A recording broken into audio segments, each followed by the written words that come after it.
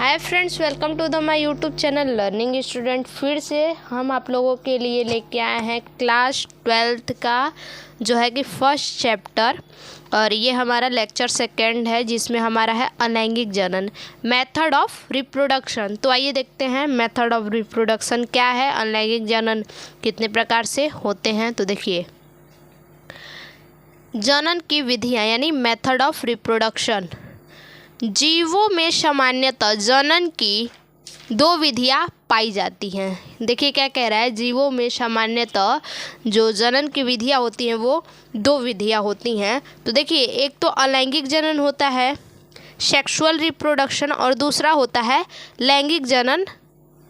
देखिए, अलैंगिक जनन एसेक्सुअल रिप्रोडक्शन और लैंगिक जनन सेक्सुअल रिप्रोडक्शन, यही दोनों विधियाँ होती हैं। तो देखिए, अलैंगिक जनन देख लेते हैं क्या है।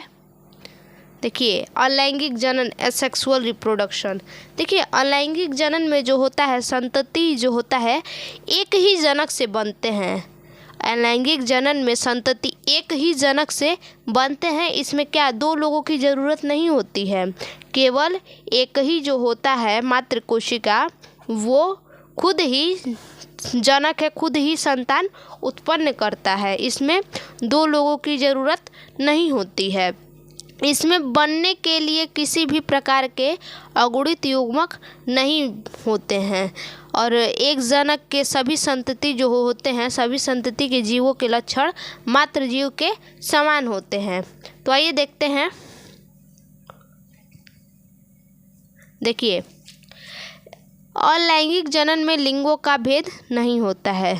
देखिए, अलैंगिक जनन में जो होता है उनमें लिंग का भेद नहीं होता है, नर है या मादा है, क्या है क्या नहीं, इसका कोई भेद नहीं होता है।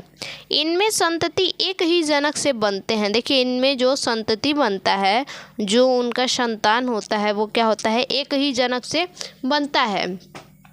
इस जनन से उत्पन्न संतान अपने जनक के समान होता है। देखिए, इस जनन के द्वारा अलैंगिक जनन में जो संतान उत्पन्न होते हैं वो हूबहू ठीक अपने जनक के समान होते हैं, यानी ठीक अपने जनक के जीरोक्स होंगे बिल्कुल। अलैंगिक जनन द्वारा उत्पन्न संतानें क्या कहलाती हैं, क्लोन कहलाती हैं। तो देखिए, इसी को क्या कहते हैं कि अलैंगिक जनन में लिंगों का भेद नहीं होता है। इनमें संतति एक ही जनक से बनते हैं। इस जनन से उत्पन्न संतान अपने जनक के समान होते हैं। इन्हें क्या कहते हैं, अलैंगिक जनन कहते हैं।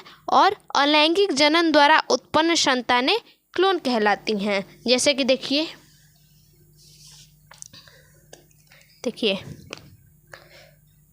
ये हमारा जनक हो गया मान लीजिए,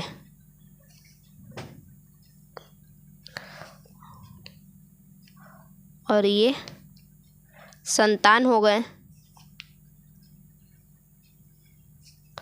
ये जनक हो गया, और ये हमारा क्या हो गया, संतान हो गए। तो देखिए, ये जनक है, ये संतान उत्पन्न किया, तो ये जो है अगर फिर से संतान उत्पन्न करेगा तो ये क्या होगा कि हूबहू ठीक इसी की तरह जो है कि जीरोक्स, ये जो जनक उत्पन्न किया संतान ठीक इसी की तरह होगा, और ये जब उत्पन्न करेगा तो इसका ही जीरोक्स क्या होगा, ठीक ये भी होगा। तो देखिए आगे, अब देखते हैं अलैंगिक जनन के लक्षण क्या क्या होते हैं। तो देखिए, अलैंगिक जनन के लक्षण, कैरेक्टर ऑफ असेक्सुअल रिप्रोडक्शन। तो देखिए, सबसे पहले जान लेते हैं कि अलैंगिक जनन में केवल एक जनक भाग लेता है। एक ही जनक के द्वारा क्या होता है, ये जनन होता है, और इसमें क्या निषेचन नहीं होता है, फर्टिलाइजेशन नहीं होता है अलैंगिक जनन में। और देखिए, विशेष जनन अंगों का इसमें विकास नहीं होता है। अलैंगिक जनन में जो होता है विशेष जनन अंग जो होते हैं उनका विकास नहीं होता है, और अलैंगिक जनन अधिक तेज़ी से होता है। ये जो अलैंगिक जनन है ये बहुत ही ज़्यादा तेज़ी से होता है। इसमें केवल सूत्री विभाजन होता है, मिटोटिस डिवीज़न यानी सूत्री विभाजन, इसमें केवल सूत्री विभाजन होता है। और अलैंगिक जनन को क्या कहते हैं, सोमेटो जनिक, सोमेटोजेनिक जनन भी कहते हैं। तो आइए देखते हैं लक्षण इसके, देखिए क्या क्या है। अलैंगिक जनन में केवल एक ही जनक भाग लेते हैं। अभी हमने आपको बताया कि अलैंगिक जनन में केवल एक जनक भाग लेते हैं और इस जनन में प्रत्येक जनक की कायिक कोशिका भाग लेती है। तीसरा हमारा है लक्षण, इसमें केवल सूत्री विभाजन होता है। अभी हमने आपको बताया इसमें केवल हमारा क्या होता है, सूत्री विभाजन होता है और इन्हीं सूत्री विभाजन को क्या कहते हैं, अलैंगिक जनन में जो सूत्री विभाजन होता है ये, इन्हीं को क्या सोमेटोजेनिक जनन भी कहा जाता है। अगला है, लैंगिक जनन में युग्मक निर्माण नहीं होता है। जैसे अभी हमने आपको बताया कि क्या इनमें जनन ये फर्टिलाइजेशन नहीं करते हैं अलैंगिक जनन, तो वही कह रहा है इनमें क्या होता है, युग्मक का निर्माण नहीं होता है। विशेष जनन अंगों का विकास नहीं होता है। अगला देखिए, इनमें निषेचन नहीं होता है। अभी हमने आपको बताया क्या इनमें निषेचन नहीं होता है। भाई जाहिर सी बात है, निषेचन होगा तो युग्मक बनेगा ही बनेगा, तो इनमें क्या होता है, निषेचन नहीं होता है, फर्टिलाइजेशन नहीं होता है। संतति एवं जनक के गुणसूत्रों की संख्या तथा संरचना एवं जीन समान होते हैं। क्या कह रहा है कि संतति यानी जो संतति होती है और जनक, संतति हो या जनक, इनके गुणसूत्रों की संख्या, संरचना और जीन क्या होते हैं, बिल्कुल समान होते हैं, न एक कम न एक ज़्यादा, बिल्कुल हूबहू जीरोक्स होते हैं। देखिए आगे देखते हैं इसके बाद क्या है। देखिए इसके बाद हमारा है अलैंगिक जनन की विधियाँ या प्रकार, यानी अलैंगिक जनन की कौन कौन सी विधियाँ होती हैं या कौन कौन से प्रकार होते हैं। तो देखते हैं, देखिए पहला हमारा विधि क्या है, विखंडन यानी फिजन। हमारा पहला विधि है विखंडन। विखंडन के द्वारा अलैंगिक जनन किस प्रकार से होता है, तो देखिए जब एक जनक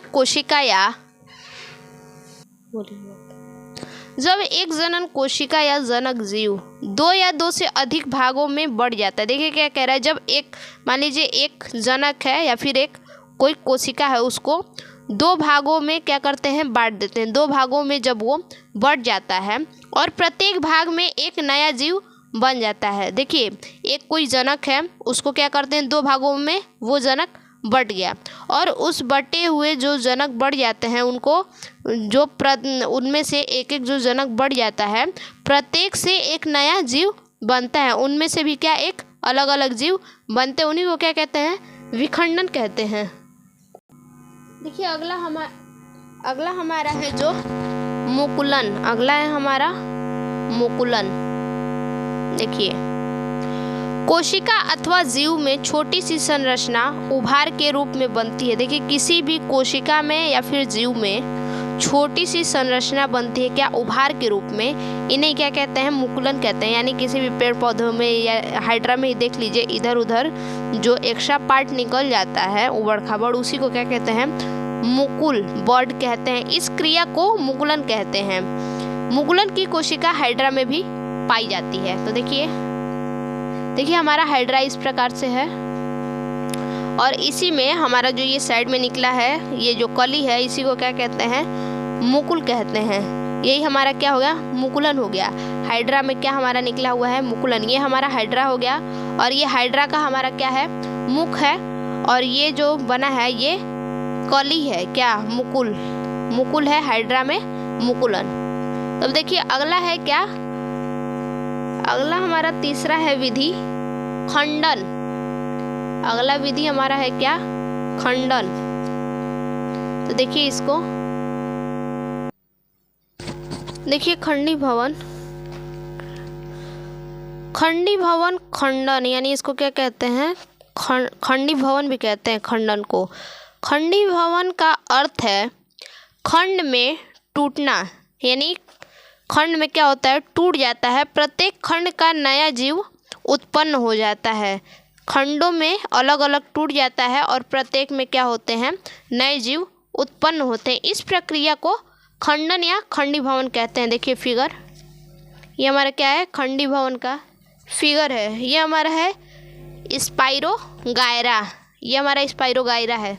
देखिए ये जैसे एक में है और इसका हमारा क्या हुआ है, यहाँ पे अलग अलग खंडन हुआ है।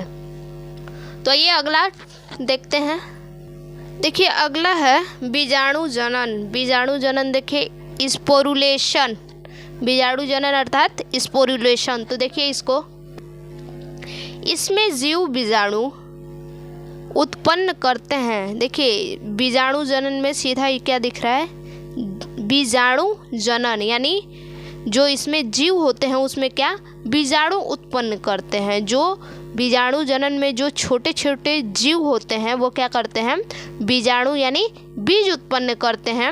और वह बीजाणु अंकुरित होकर, वो जो बीज होता है वो क्या अंकुरित होकर नया जीव उत्पन्न करता है। तो वही कह रहा है इसमें जीव बीजाणु उत्पन्न करते हैं। जो जीव होते हैं इसमें क्या बीजाणु उत्पन्न करते हैं और वह बीजाणु अंकुरित होकर क्या नया जीव उत्पन्न करते हैं। देखिए जैसे पेनिसिलियम की कनेडिया, देखिए फिगर, ये हमारा क्या है पेनिसिलियम है और इसमें जो ये जो निकला हुआ है हमारा ये क्या है कनेडिया है। तो वही इसमें जो छोटे छोटे बीज उत्पन्न हुए हैं, इसमें जो छोटे छोटे बीज उत्पन्न हुए हैं वही क्या है अंकुरित होकर कनेडिया का निर्माण किए हैं। तो इसी को क्या कहते हैं कनेडिया। आज के लिए बस इतना ही, फिर से मिलते हैं अपने एक अगले वीडियो में। अगर ये वीडियो आपको पसंद आया हो तो अपने दोस्तों को भी शेयर कीजिए। तब तक के लिए धन्यवाद।